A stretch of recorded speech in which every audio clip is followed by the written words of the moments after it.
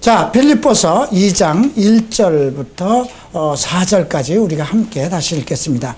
그러므로 그리스도 안에 무슨 권면이나 사랑의 무슨 위로나 성령의 무슨 교제나 긍휼이나 자비가 있거든 마음을 같이하여 같은 사랑을 가지고 뜻을 합하며 한 마음을 품어 아무 일에든지 다툼이나 허용으로 하지 말고 오직 겸손한 마음으로 각각 자기보다 남을 낮게 여기고 각각 자기 일을 돌아볼 뿐더러 각각 또한 다른 사람의 일들을 돌아보아 나의 기쁨을 충만케 하라. 아멘.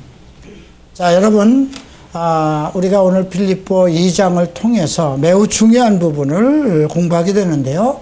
그리스도의 마음에 대해서 한번 살펴보도록 하겠습니다.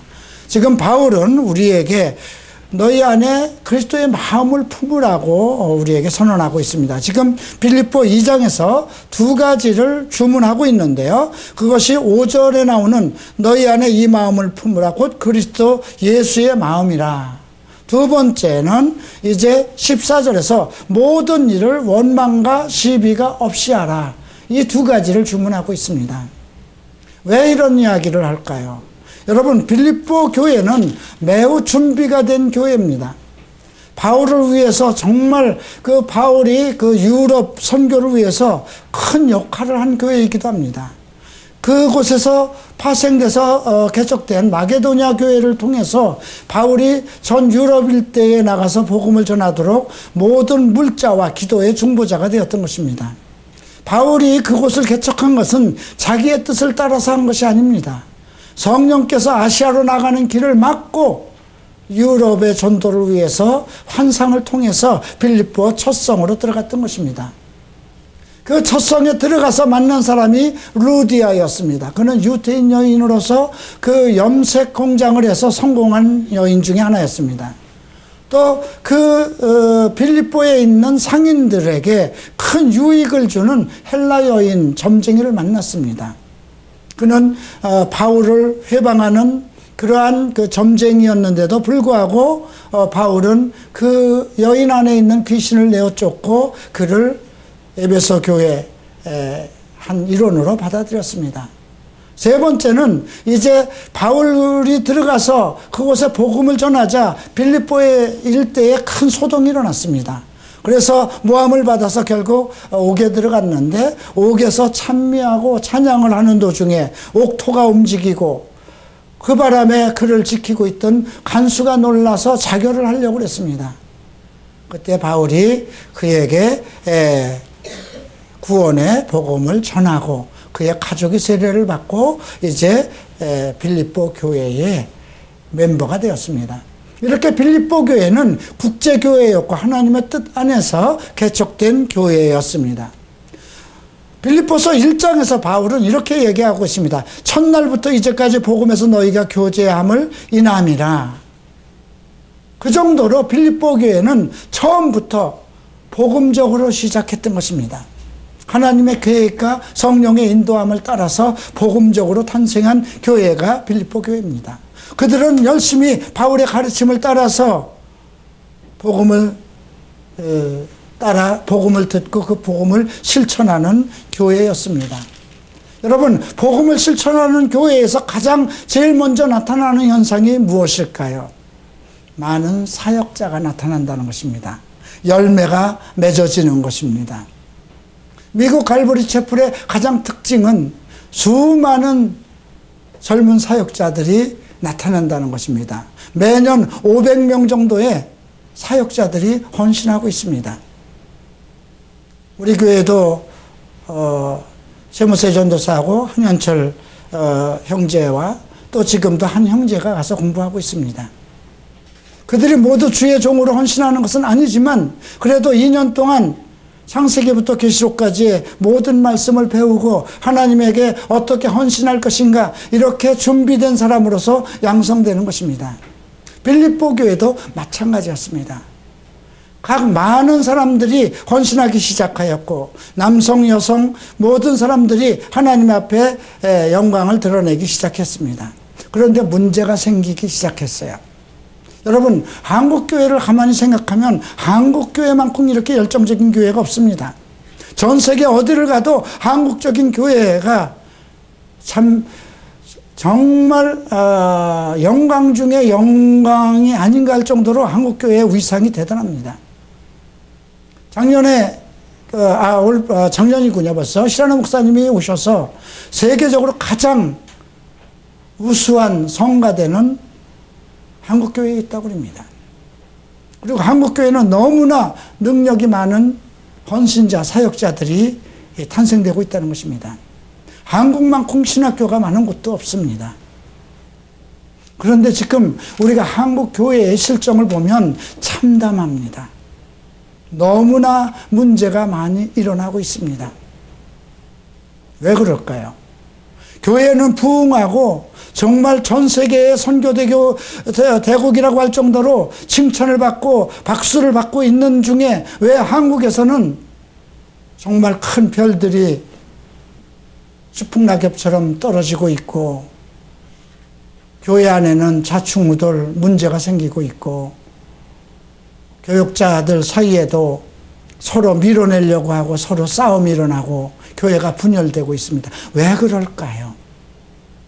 오늘 2장은 이 부분을 언급하는 것입니다. 그래서 바울은 오늘 빌립보 교회에 두 가지를 요구하고 있습니다. 너희 마음에 그리스도의 마음을 품어라. 너희 마음과 생각을 같이 하라. 그리고 두 번째는 모든 일에 원망과 시비가 없이 하라 합니다. 우리 교회에 이제 우리 송현수 목사님이 함께 하셨고 최용원 전도사 함께 하였고 또 함께 있었던 지금까지 있었던 우리 최모세 전도사 있습니다. 아마 지금 우리 교회에서도 가장 중요한 말씀이 아닐까 싶습니다. 어떤 일을 하는데 자기가 드러내려고 하면은 이제 문제가 생기는 겁니다. 그렇죠? 자기가 무엇을 하려고 한다면 문제가 생깁니다. 오늘 이렇게 찬양을 몇 사람이서 이렇게 함께 했지만 이 중에 분명히 리더가 있고 리더를 따라서 같이 화음을 맞춰가야 되는 것입니다. 오케스트라 마찬가지입니다.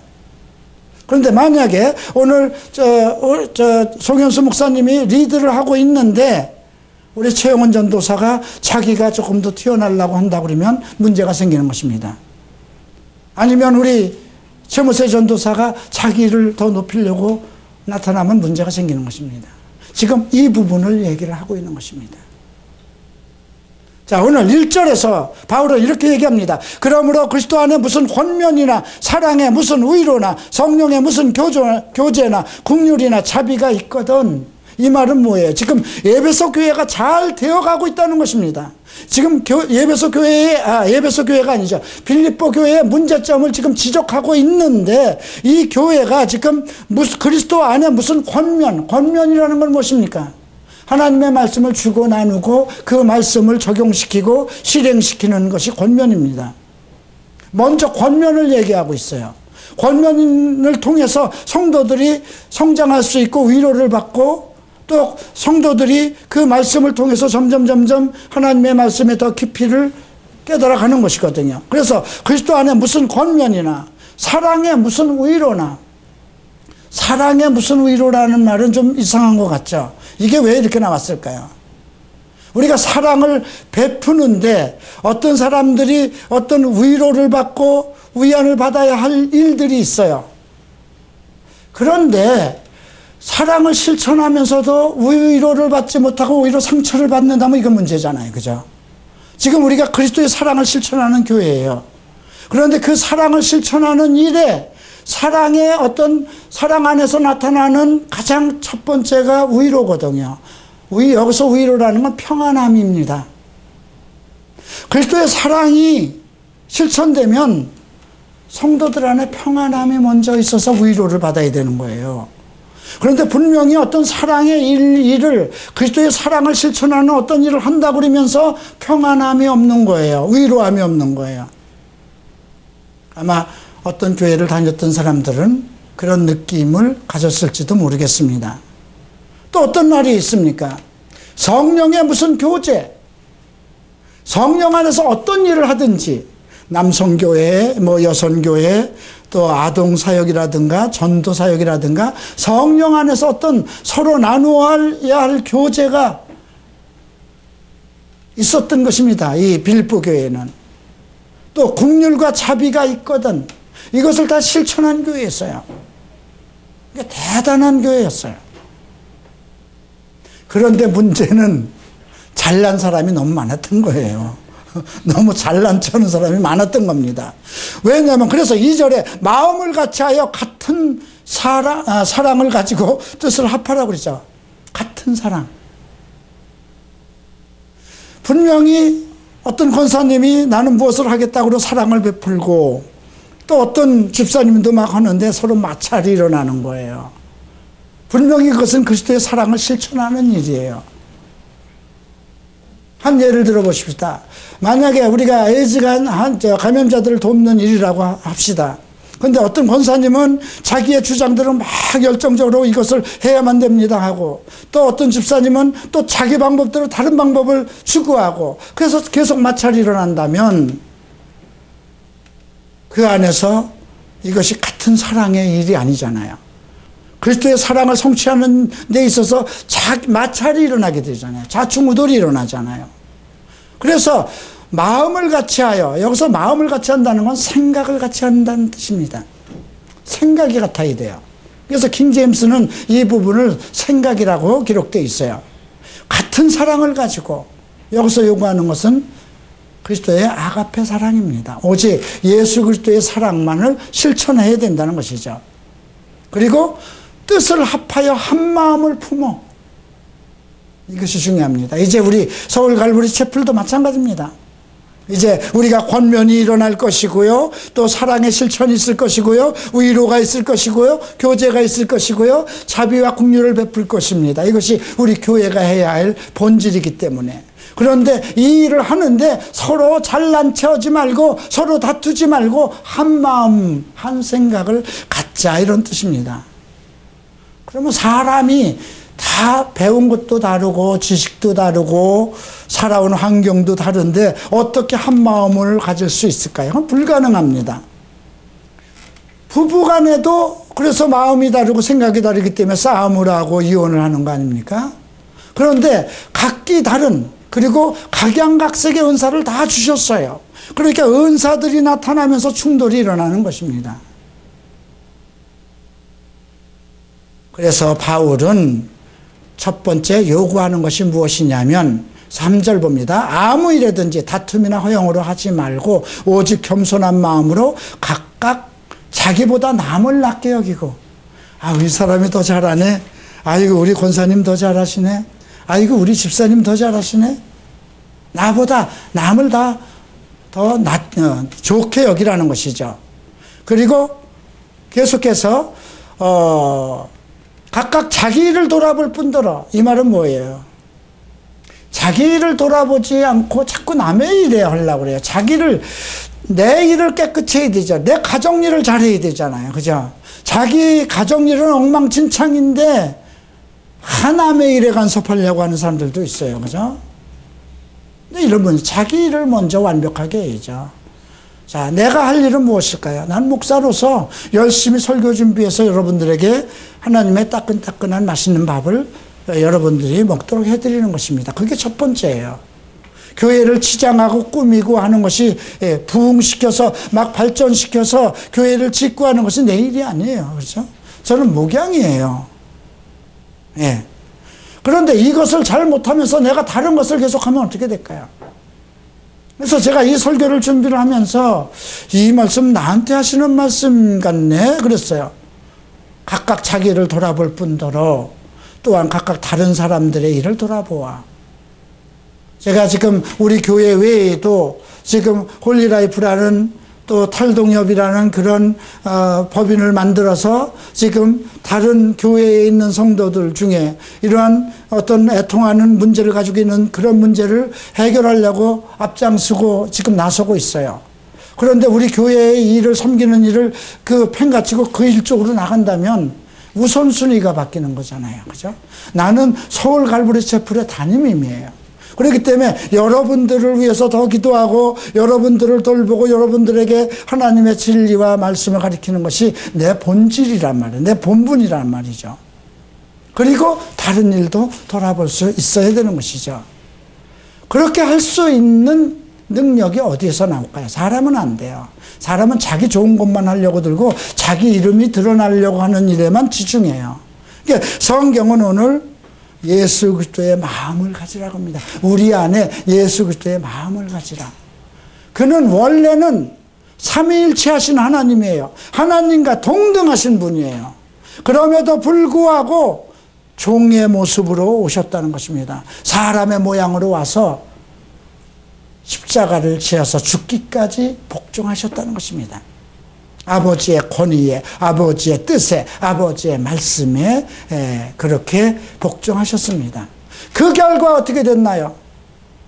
우리가 이제 8절을 보겠습니다. 9절을 보겠습니다. 이러므로 하나님이 그를 지극히 높여 모든 이름 위에 뛰어난 이름을 주사 하늘에 있는 자들과 땅에 있는 자들과 땅 아래에 있는 자들로 모든 무릎을 예수의 이름에 꿇게 하시고 모든 입으로 예수 그리스도를 주라 시인하여 하나님 아버지께 영광을 돌리게 하셨느니라.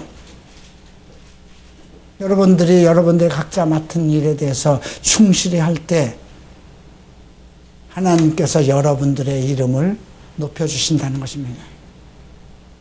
이것이 내가 잘 되고 내가 좀 더 정말 크게 되고자 하는 사람들이 있다면 그리스도의 마음을 품고 예수께서 하나님 앞에 어떻게 복종하였는가 그 위계 질서의 질서를 따르는 것입니다. 그래서 12절에서 내가 있든지 없든지 너희는 항상 복종하여 두렵고 떨림으로 너희 구원을 이루라는 것입니다.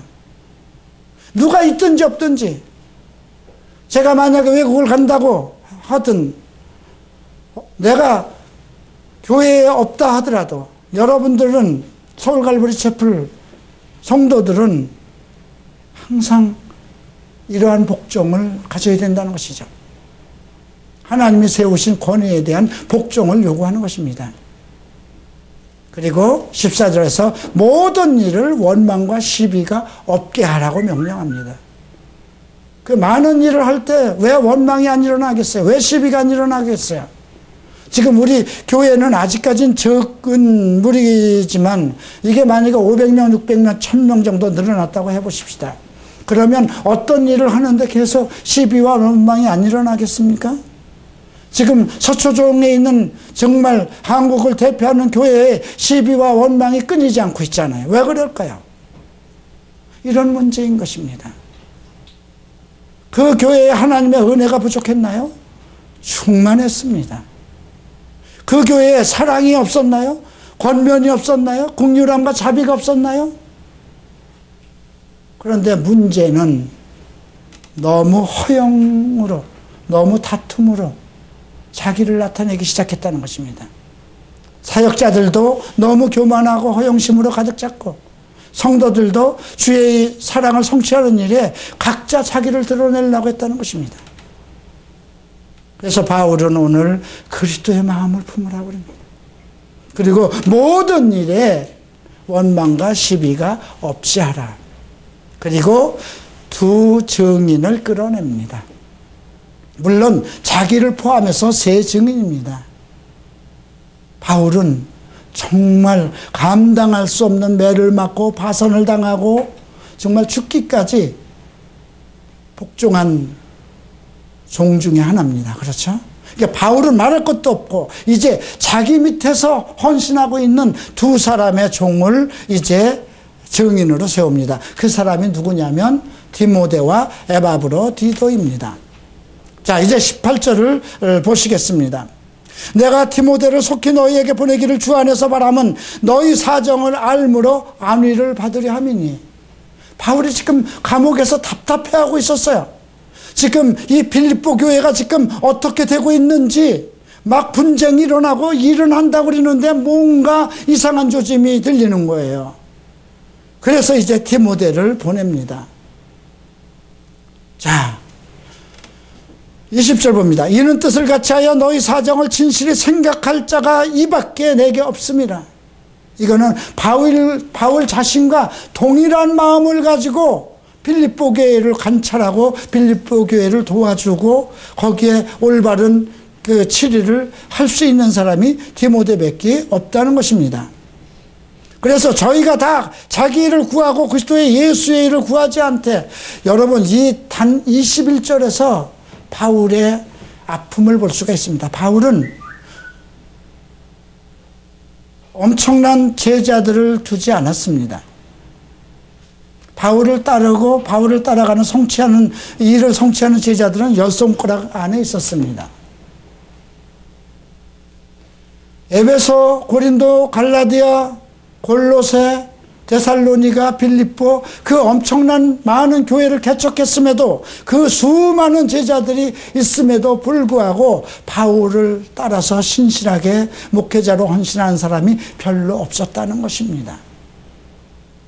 다 자기의 일을 구한다고 그랬어요. 그리스도의 일을 구하지 않고 자기 명예를 위해서 쫓아다녔다는 것입니다. 그리고 오직 한 사람, 디모데를 얘기합니다. 22절 보죠. 디모데의 연단을 너희가 하나니 자식이 아비에게 함과 같이 나와 함께 복음을 위하여 수고하였느니라. 이 말은 뭐, 지금 디모데는 자기와 아비와 자식의 관계로 지금 소개를 하고 있는 거예요. 자, 아비와 자식의 관계를 소개하는 이유는 딱 한 가지입니다. 디모데가 후계자라는 것입니다. 절대 후계자라는 것입니다. 바울에게 주신 모든 기업을 아들이 물려받는 거잖아요. 여러분, 죽서서 해주려고 죽 쓰는 거 아니잖아요. 내가 열심히 벌어서 이룬 것은 자식에게 물려두는 거잖아요. 그래서 지금 디모데의 연단을 안 하니 자식이 아비에게 함과 같이. 그러니까 이 디모데가 뭐 자기가 기업을 물려받기 위해서 열심히 한 것은 아니에요. 그러나 아비를 섬기듯이 했다는 것입니다. 자식의 아비를 섬기는 것처럼. 이거 쉽지 않아요. 남이 어떻게 자기 아버지를 섬기듯 하겠습니까? 그런데 연단이라는 말이 먼저 나오잖아요. 바울을 섬기는데 얼마나 고통이 많았겠습니까? 바울이 몸이 아프면 그 아픈 거 다 돌봐야 되고요. 바울이 심부름하는 건 다 가야 되는데 전 세계로 보내줘야 되잖아요. 예루살렘에 갔다 오려면 갔다 와야 되고요. 그때 무슨 비행기가 있겠습니까? 배가 지금처럼 시설이 좋았겠습니까? 자동차가 있겠습니까? 지금 로마에서 빌립보까지 오는 것도 이게 뭐 배를 타고 나머지는 마차나 나귀를 타고 움직여야 되는 그런 시점입니다. 이것이 그러기 때문에 디모데의 연단을 그가 바울을 위해서는 자기 아버지를 섬기는 것처럼 했지만 목숨을 다해서 섬겼다는 것입니다. 그 다음에 이제 누구를 소개하냐면 에바브로디도입니다. 이 사람은 빌립보 성도입니다.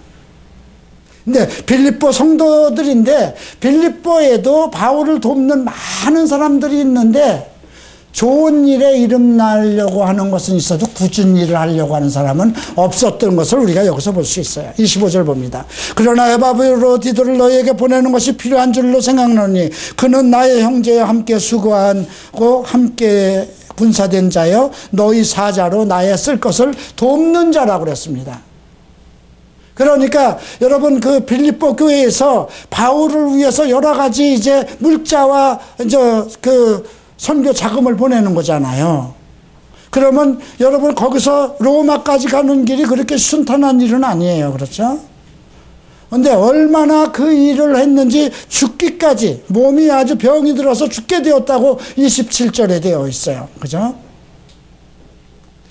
빌립보 교회 성도들은 서로 빚내고 이름내고 무슨 선교회다 무슨 일이다 하는 일에는 광내고 빚내고 일을 하기 시작하는데 실상 바울을 통해서 정말 일을 하고 그 고통과 고뇌를 겪어야 하는 일은 에바브로디도가 혼자 다 했던 것입니다.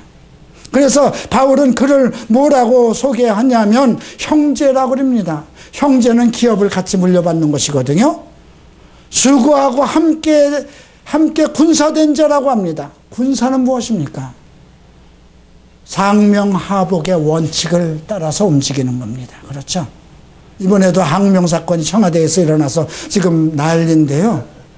이거 여기서 보면 군사라고 얘기하는 건 항명. 상명하복의 절대적인 원칙을 따라서 움직였다는 것입니다. 조직적으로 움직였다는 것입니다. 전쟁에 가라 그러면 가고 가지 말라 그러면 가지 않고 명령에 순종하는 것이 군대거든요. 그리고 너희 사자로서 나의 쓸 것을 돕는 자라. 그 먼 길을 빌립보 교회에서 챙겨주는 것을 가지고 다니면서 바울을 섬겼던 것입니다. 이 두 사람을 소개합니다. 이 두 사람이 바로 예수 그리스도의 마음을 가진 사람들을 얘기하는 것입니다. 여러분, 우리가 이제 이 말씀을 통해서 사역자들이나 성도들이나 무엇을 어떻게 해야 될까요? 결국 한 마음을 가지고 예수 그리스도의 마음을 가지고 한 마음과 한 뜻으로 주의 일을 해야 된다는 것이죠. 자기가 드러나서는 안 된다는 것입니다. 죽기까지 순종하였다는 것이 예수 그리스도의 마음인 것입니다. 교회는 하나님의 뜻이 나타나야 되지, 서울갈보리 촛불도 하나님의 뜻이 나타나야 되는 거지 나의 뜻이 나타나서는 안 되는 것입니다. 그래서 이 교회에서 가장 상명하복의 권위에 순종해야 되고 예수 그리스도의 마음을 품어야 할 사람은 나인 것입니다. 오직 하나님의 뜻을 성취하는 일에만 전념해야 되기 때문에. 그리고 이 일은 나 혼자 할 수 없습니다. 우리 송현수 목사님, 최모세 전도사, 우리 최용원 전도사, 그리고 장로님들, 집사님들, 권사님들이 한 마음으로 이루어야 되는 것입니다. 오늘 바울은 특별하게 이런 말씀을 하고 있습니다. 에바브로디도가 병들어서 죽게 되었어요. 그럼에도 불구하고 하나님께서 저뿐 아니라 나를 불쌍히 여기서 내 긴슴 위에 근심을 면하게 해서 그를 고치셨다는 것입니다. 바울이 신유의 은사가 없었겠습니까? 그를 들어서 손을 얹어서 기도를 안 했겠습니까? 그래서 고쳐진 것이 아니라 나의 근심을 덜기 위해서 그렇게 열정적이고 자기와 함께 정말 군사된 자여 형제여 자기의 모든 수족으로 움직이는 사람이 병들어 죽게 되었으니 얼마나 괴로워했겠습니까? 그러니까 애통하는 심정으로 하나님한테 매달렸더니 그를 고치셨어요. 그래서 그를 빨리 이제 빌립보 교회에게 보내는 것이 이제 빌립보 교회들에게 위안을 주고 기쁨을 주기 위해서 보낸다는 것이죠. 그래서 28절 보면 그러므로 내가 더욱 급히 저를 보낸 것은 너희로 저를 다시 보고 기뻐하게 하며 내 근심도 덜게 하려 함이니 이러므로 너희가 주 안에서와 모든 기쁨으로 저를 영접하고 또 이와 같은 자들을 존귀히 여기라는 거죠. 참 흥미롭습니다. 우리는 교회에서 크게 헌금하고 교회 기둥을 세우고 터를 제공하고 그런 사람들을 귀히 여기고 장로님, 목사님, 위대하신 종, 지금 한국의 위대하신 별들이 다 떨어지고 있죠. 참 실망스럽습니다. 그런데도 바울은 지금 에바브로디도와 같이 정말 죽기까지 자기의 몸을 아끼지 않고 그리스도의 일을 위해서 자기 위에 세워진 권위 바울을 통해서 하나님께 영광을 올리는 그 사람과 같은 자를 존귀히 여기라고 합니다. 우리도 그리스도 안에서 존귀한 자가 되도록 하십시다. 기도하시겠습니다. 다 일어나시기 바랍니다.